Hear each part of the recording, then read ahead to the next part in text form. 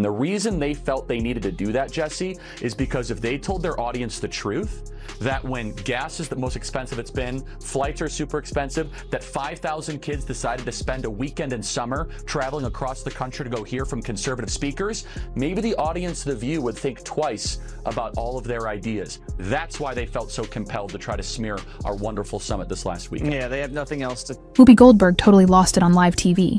And no, it wasn't because of climate change. It was thanks to Charlie Kirk, of all people, tossing out logical points like he accidentally crashed a debate he didn't belong in. 1 second she was lecturing with confidence. The next she looked like she saw a ghost, one with a Turning Point USA sticker on its forehead. What exactly did Charlie say that left Whoopi speechless? Grab some popcorn because this moment was spicier than a reel.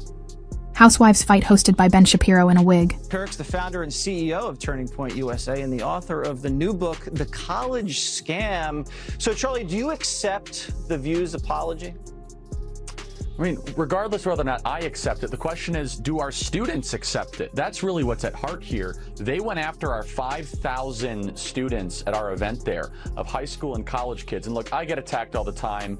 People say false things. I'm a public figure. But when you go after 16 and 17-year-olds that travel from across the country that then have to live for the rest of their life with a shadow over them because someone at ABC says that they might be linked to neo-Nazis. There she was.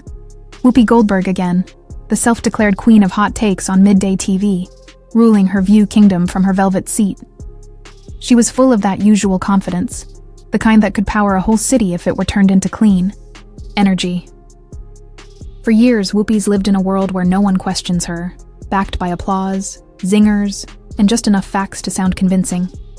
And through it all, the crowd just claps along, loving every word. Welcome back. You know, in Monday's conversation about Turning Point USA, I put the young people at the conference in the same category as the protesters outside. And I don't like it when people make assumptions about me, and it's not any better when I make assumptions about other people, which I did. So, my bad. I'm sorry. Okay, so the state... Then came the day Charlie Kirk decided enough was enough.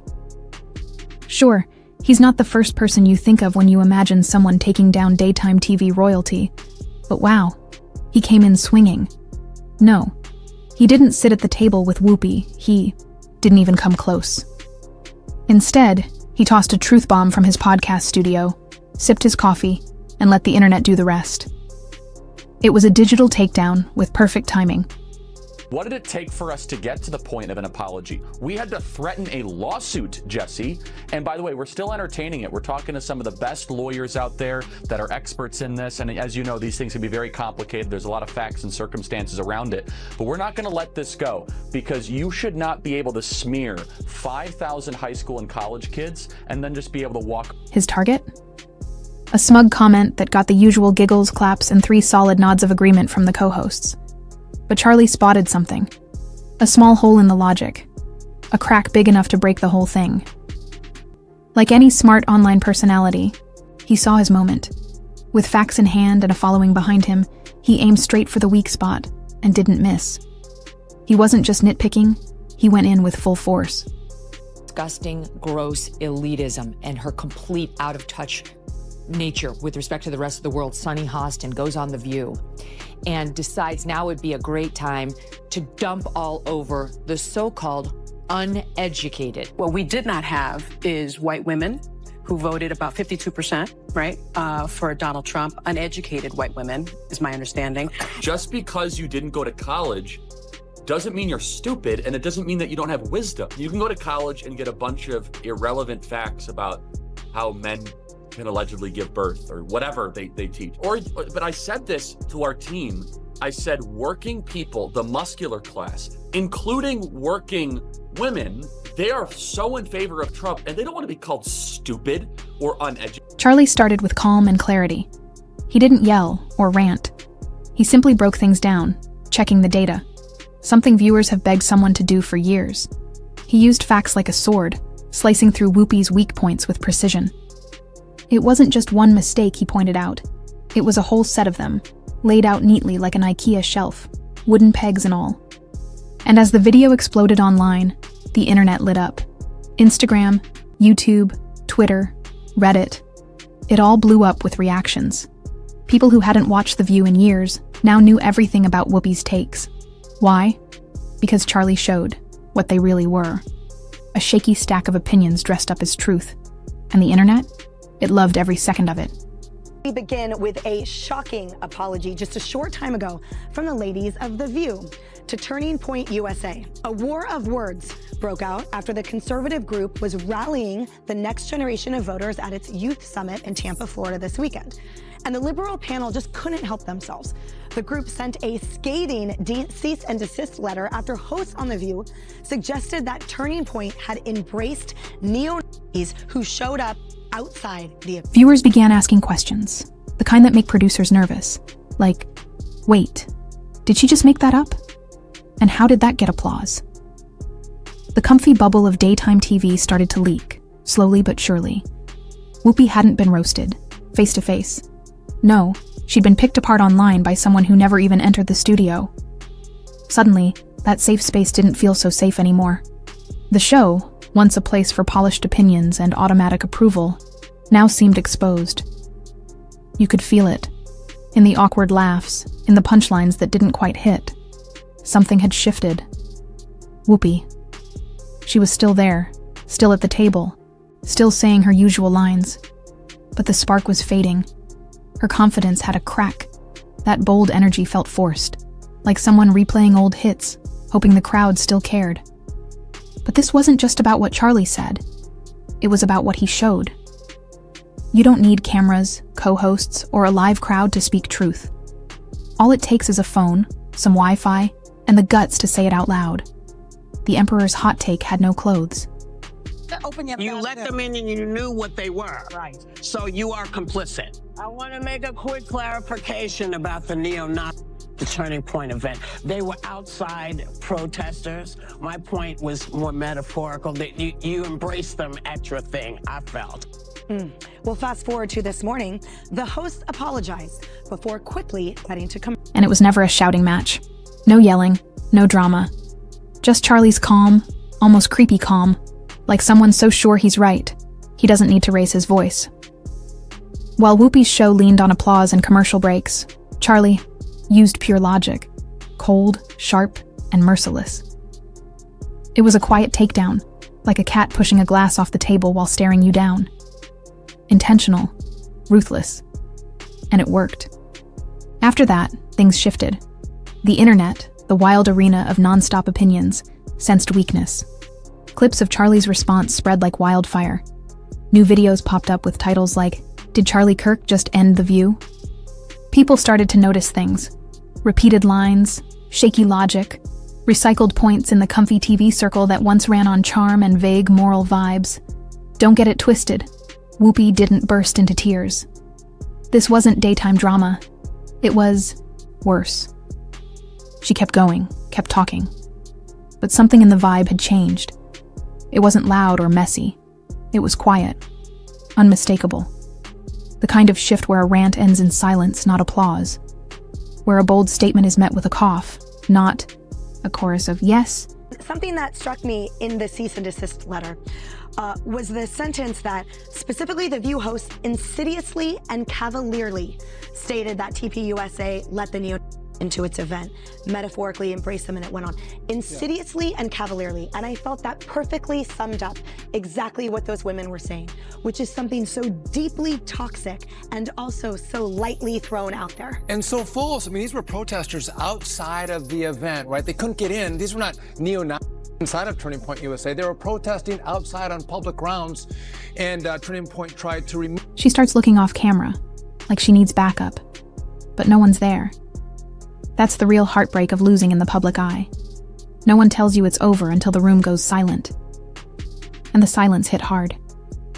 Even the producers seemed to feel it. The topics got softer, the fire faded, the jokes felt safer. The edge was gone. It was like someone handed out a quiet warning. Let's not go viral again, for the wrong reasons. What made Charlie's move so powerful is he never entered the ring. He didn't debate. He cut the oxygen. No shouting, just a clean takedown with sniper focus and magician flair. He didn't argue, he revealed. And this time, it worked. Not because Charlie's some genius, but because he said what so many were thinking. Maybe daytime TV's confident voice is wide like an ocean, but deep, like a puddle. This wasn't left versus right. It was logic versus lazy applause. And when logic finally connected to Wi-Fi, the audience realized they'd been clapping for lines that fell apart the second someone checked the facts. The loudest part? The silence. Not just from Whoopi, but from the system around her. No rebuttals, no spin, just quiet. Because honestly, what could they say? The facts were right there, and arguing back would only make it worse. Say too much, but we're gonna have a lot of fun at the Department of Education. We're gonna have a lot of fun.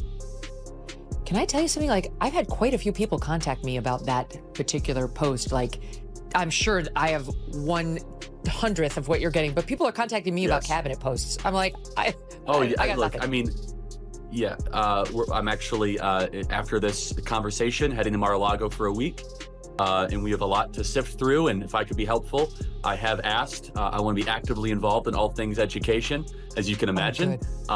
So, like most media companies caught in a tough spot, they just blinked and kept going. But the internet, it didn't forget. It never does. Weeks passed, but the clip kept spreading. People shared it, referenced it, and used it as a symbol.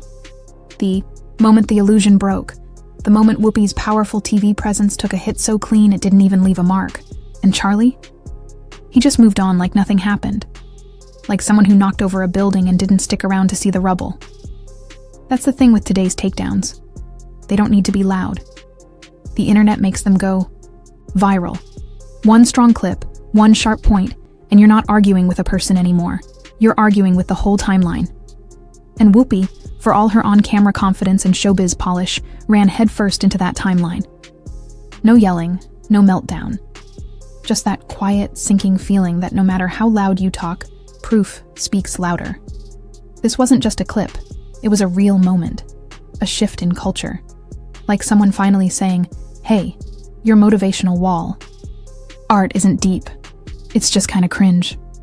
This wasn't an average internet fight. It was the day Charlie Kirk, armed with Wi-Fi and a PowerPoint, did what no Twitter feud or dramatic rant ever could. He cracked the idea that big talk, shows are untouchable truth machines. If a liberal came to speak at University of Kentucky, they'd give an open mic like I just did to a conservative and had a discussion like. I certainly hope they would. No, they wouldn't. Because speech is not a left-wing value. That is why they have to deploy shock troops called Antifa to go after everywhere I go. When I go to University of California, Davis next week, there has to be 120 police officers because of the threats, the violent threats of liberals that want me dead, that want to disrupt our... Let's be real. Daytime TV has acted like a sacred space for years. Glittery sets, planned outrage, and a crowd trained to cheer at anything. Hosts could say pretty much whatever and still get claps, nods, and a few yas queens from the back row. Logic didn't usually visit the view, but loud certainty sure did. Then came Charlie Kirk. He didn't crash the set, didn't throw a fit. He just sat down, pressed record, and calmly shattered the fantasy of daytime wisdom like it was a cheap mirror. And the wild part? It wasn't even what he said. It was how easy it was for him to back it up. Cold, clear facts. No dramatic music. No flashy graphics, just information that stood on its own. Charlie used clarity like a weapon. He looked at all the chaos, the messy opinions, and calmly said, I'm not mad, just disappointed. And here's why. It was like watching someone gently untangle a necklace while the other person insists it's a noose. Suddenly, Whoopi, who'd long been seen as untouchable, looked human, vulnerable, not because someone shouted louder, but because someone brought a pie chart to a screaming match. That moment when a polished TV segment gets checked by a guy in a hoodie, that's the glitch in the Matrix. That's when you realize the Emperor's outfit was picked by BuzzFeed. And the best part? Whoopi wasn't even there when it happened. Charlie didn't fight her in the ring. He dropped truth in another dimension, and the echo made her chair creak. She didn't lose a debate. She lost to a comment she never saw coming. In a world where Google cuts deeper than comebacks, here's the real irony. The internet didn't wait for her permission to notice. That's the problem with echo chambers. They bounce your own voice back so much, you start thinking it's a crowd. But outside the studio, people were paying attention. They paused, rewound, compared notes. It was like The View got audited by an army of meme lords and fact-checkers. And just like that, the illusion crumbled. Not with drama, not with tears, just quiet, cold facts far beyond commercial breaks. That's the power of a silent takedown. No mic needed, just one truth dropped in the feed, and boom, a whole empire of applause collapses. Now, the question isn't, will Whoopi come back? Of course, this is TV. Everyone gets another shot. The real question is, can the audience ever unsee it? Can they clap the same way again, knowing what's under the surface? Because once the magic trick is explained, it's never as cool. Once the curtain's lifted, the wizard looks pretty normal. So the next time Whoopi drops one of her fiery speeches, just remember, someone out there is calmly double-checking her math. And the internet? Oh, it's watching. Calculators ready. This wasn't just a takedown, it was a reckoning. And for Whoopi Goldberg, it didn't come with a scream. It came with 1,000 retweets and one harsh truth from a guy who never even walked onto the stage.